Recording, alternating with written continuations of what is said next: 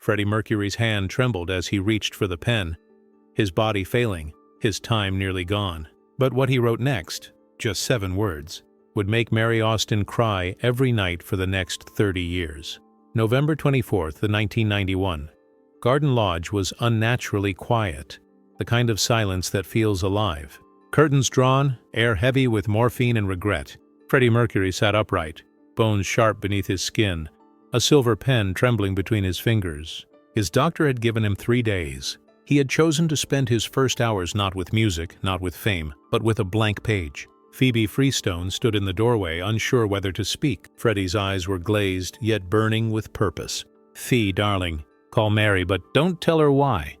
He didn't want pity. He wanted presence. The room smelled of roses from yesterday's bouquet, already wilting, their petals falling like seconds from a clock.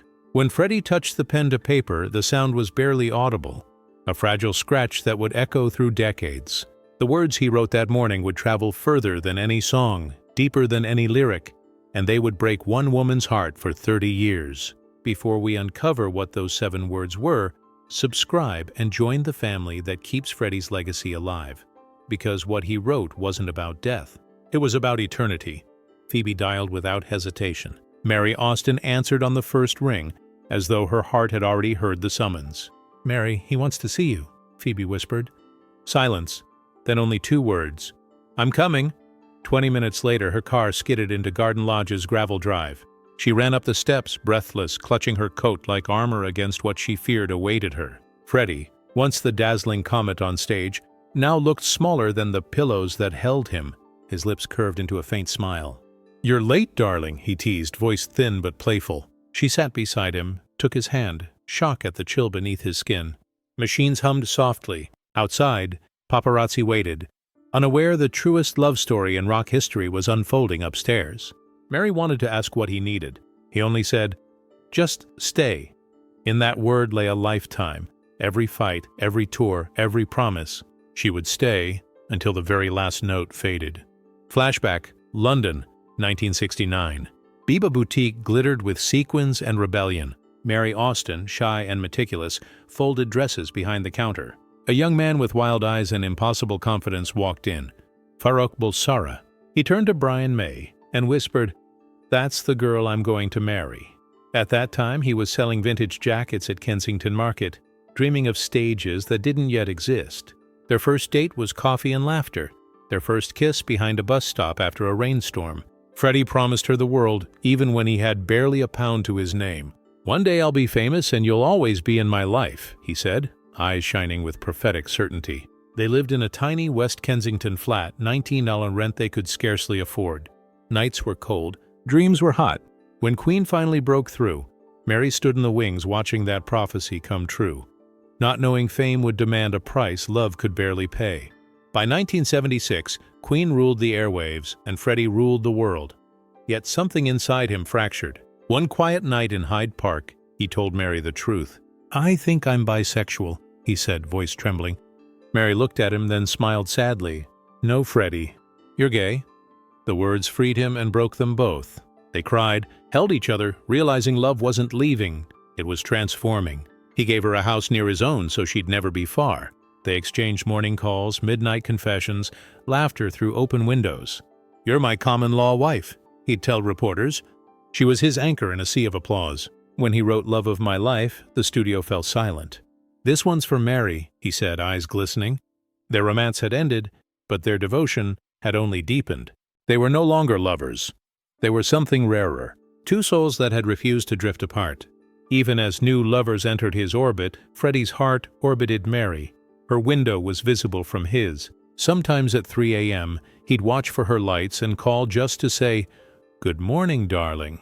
The tabloids saw scandal. He saw sanctuary. Mary attended his parties, his tours, his madness, always quietly, always close. When he collapsed under the weight of fame, she picked him up with a single sentence. "You're still Freddie to me." He bought her jewels he said were too loud for angels, and yet she rarely wore them. What she treasured was the piano bench he'd once shared with her, composing in bursts of genius and grief. He often joked, "If I die first, you'll have to take care of me." Neither laughed because both knew it was true. The thread between them stretched, but it never broke. Not love, not time, not even the truth about who he really was. 1987, Harley Street Clinic. The clock ticked too loud.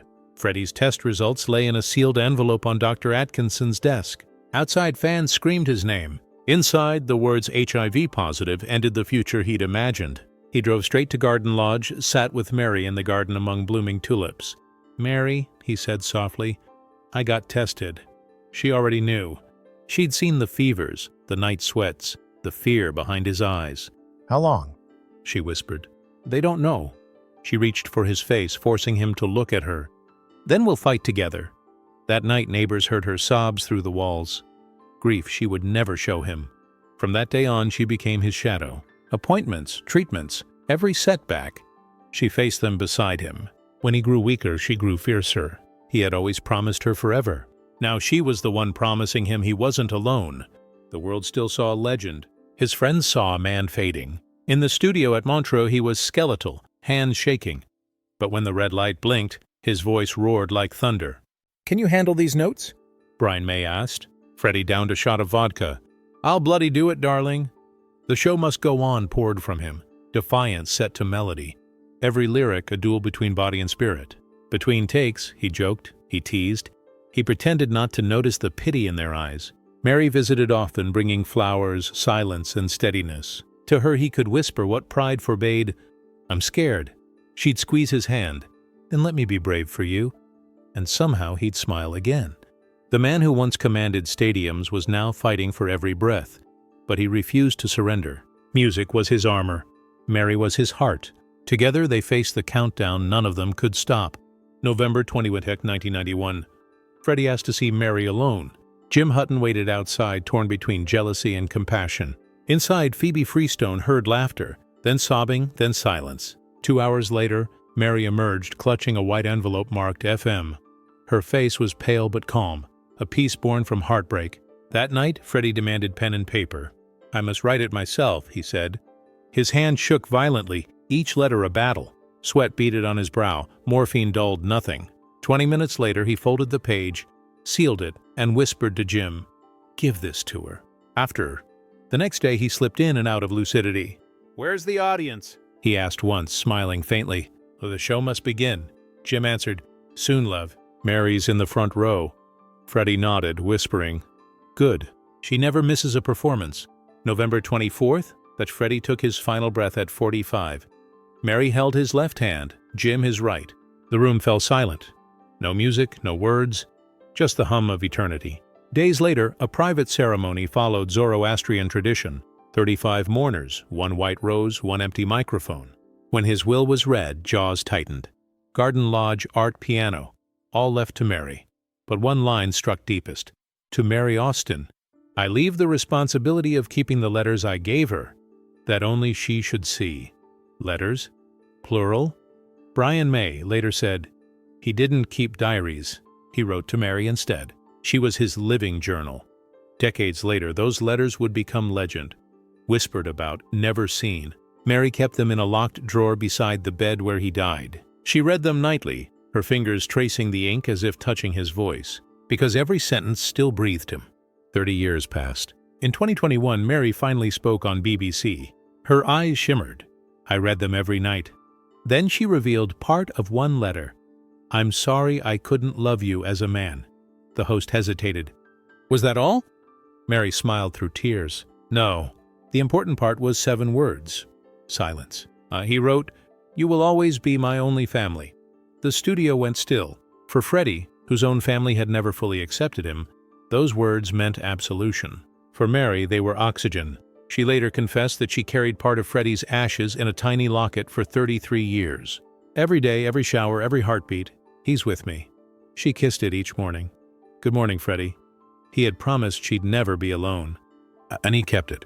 Because some love stories outgrow romance, they become legacy. If Freddie's story moved you, hit subscribe and join us as we uncover the real lives behind the legends, the tears, the triumphs, and the truth that music can't hide.